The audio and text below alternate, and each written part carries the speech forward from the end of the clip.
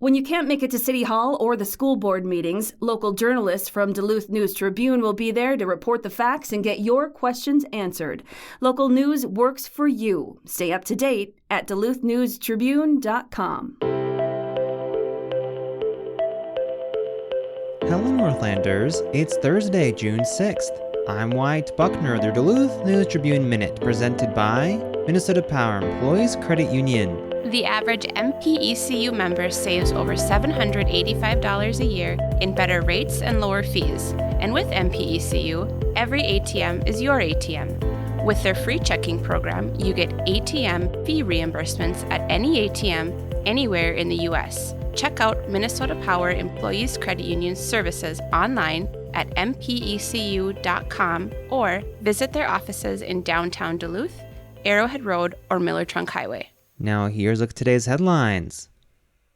Duluth City Councilors will be asked Monday to approve a $600,000 payment to settle a suit brought against the city and police officer Tyler Libfried following a shooting. Jared Files sued the city and the officer after being wounded through the closed door of his Kingsley Heights apartment September 12, 2020. Libfried and his patrol partner, Corey Linsholm, were responding to a report of a domestic disturbance in the building and were approaching Files' apartment to retrieve some of a girlfriend's property when they were startled by two loud bangs, apparently from the use of the blunt end of a hatchet used to forcibly close the apartment door. Mistaking the noise for gunfire, Libfried ducked into an alcove and then fired 4 rounds of ammunition into Files' door. A recording of the incident captured File yelling, "Stop," 9 times and exclaiming, "Ow." Libfried paused for about 6 seconds and then fired 2 additional shots into the closed door. File, who was 23 at the time, was struck by gunfire in his back shoulder.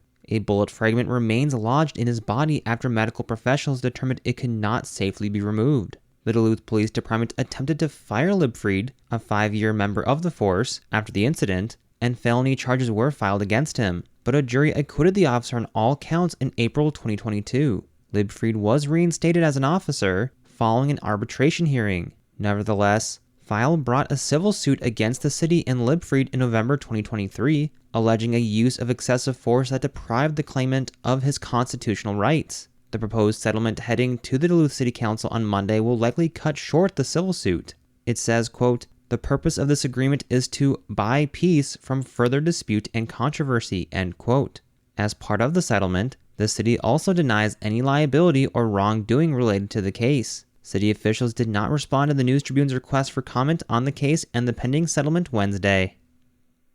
A 71-year-old motorcyclist died Wednesday after he was struck by a vehicle at the intersection of Miller Trunk Highway and Stebner Road. According to the Hermantown Police Department, the Hermantown man was driving a 2009 Harley-Davidson motorcycle north on Stebner Road at 11:02 a.m. when he was struck by a 2019 Buick Encore heading west on Miller Trunk Highway. The 63-year-old Hermantown woman, who was driving the Buick, and her passenger were uninjured, police said. Police said in a news release, quote, "The motorcycle driver was ejected from the motorcycle and was transported to the Essentia Health Medical Center via Mayo ambulance, where he later died from his injuries," end quote. Police did not provide the names of the victim or driver. The Hermantown Police Department and Minnesota State Patrol Accident Reconstruction Team are investigating the cause of the crash.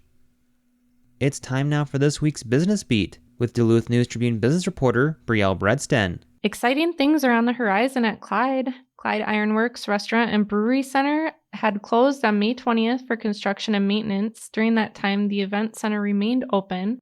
Now on June 13th, the newly updated spaces, including a gift shop and an on-site 9-unit hotel with saunas, will debut, in addition to menu updates and a new 4-day business week from Thursday to Sunday.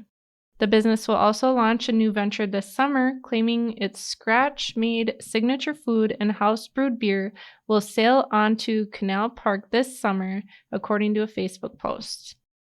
Yeehaw! Boot Barn recently held its grand opening. Open 7 days a week, the Western-themed store is located at 1307 Miller Trunk Highway. It offers footwear and clothing, including cowboy boots, work boots, Western wear, workwear, Western-inspired fashion, and outdoor gear. There are also hat shaping and cleaning for cowboy hats and in-person boot fitting. Boot Barn also has locations in St. Cloud, Fridley, Eau Claire, and Mall of America. Beautifying the business district. Maybe you've noticed a pop of color throughout the Canal Park and downtown areas, reminding us that summer is near. This week, volunteer crews from downtown Duluth organization got their hands dirty, filling 66 empty streetscape planters and flowers. The planters will be maintained throughout the summer season by its clean and safe team. I'm Brielle Bredston. Send me some more business tips at bbredston@duluthnews.com. Now here's Look Your Forecast, brought to you by the News Tribune's Northlandia podcast. Weather for the Duluth area today, looking at overcast skies and temperatures in the upper 50s with a slight chance of a rain shower. Otherwise, another breezy day with a west-northwest wind around 15 to 25 miles an hour. Getting into the mid-40s for tonight, and then Friday warming up nicely. Low 70s with plenty of sunshine and temperatures dropping into the mid-50s for Friday night. I'm Storm Tracker meteorologist Robert Pointer. Thank you to the Northlandia podcast for their support. The bi-weekly podcast explores curious and unique stories here in the Northland. The latest episode looks at how Jay Leno once poked fun at the News Tribune for censoring a movie ad in 1990. You can find that episode and others at DuluthNewsTribune.com or wherever you also get this podcast.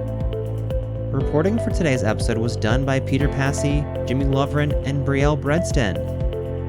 Thank you for listening to Duluth News Tribune Minute. Have a great day, and we'll see you back here tomorrow.